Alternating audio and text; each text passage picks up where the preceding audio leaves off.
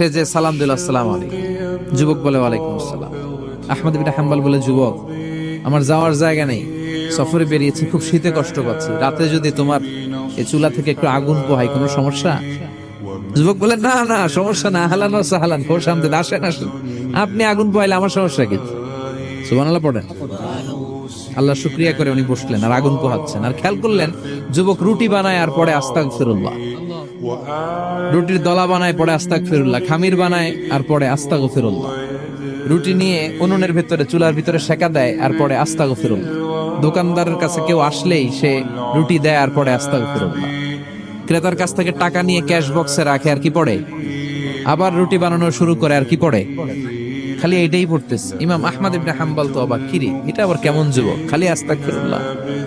উনি প্রশ্ন করলেন, যুবক ঘটনা কি? আসার পর থেকেই তোমার দেখতেছি তুমি রুটি বানাও, রুটি বিক্রি করো আর পড়ো আস্তাগফিরুল্লাহ, মালাকা ইয়া শাবাব। যুবক বলে, আস্তাগফিরুল্লাহ আমার সবচেয়ে বেশি পছন্দের আমল, আমি সব সময় আঠার মতো ইস্তেগফারের সাথে লেগে থাকি আর সব সময় পড়তে থাকি আস্তাগফিরুল্লাহ, আর এর বদৌলতে আল্লাহ আমারে মুস্তাজাবুদ দাওয়া বানিয়ে দিয়েছে। আহমদ ইবনে হাম্বল তো অবাক, আনতা মুস্তাজাবুদ দাওয়া, তুমি মুস্তাজাবুদ দাওয়া রুটিওয়ালা? আমি এত বছর হাদিস পড়াই, আমিও তো মুস্তাজাবুদ দাওয়া না, আর তুমি রুটি বেচো বাজারে, তুমি মুস্তাজাবুদ দাওয়া, তুমি দোয়া করলে সব কবুল হয়ে যায়? যুবক বলে, না আনা মুস্তাজাবুদ দাওয়া, আমি আমার জীবনে যত দোয়া করেছি কবুল করে নিয়েছে কে? সব দোয়া কবুল করে নিয়েছে আল্লাহ, একটা দোয়া ছাড়া। কয়টা? আহমদ ইবনে হাম্বলের কৌতূহল, কিউরিওসিটি আরো বেড়ে গেল, কি সব দোয়া কবুল হয়েছে একটা দোয়া ছাড়া? মাযালিকা দুআ ইয়া শাব, কি সেই দোয়া?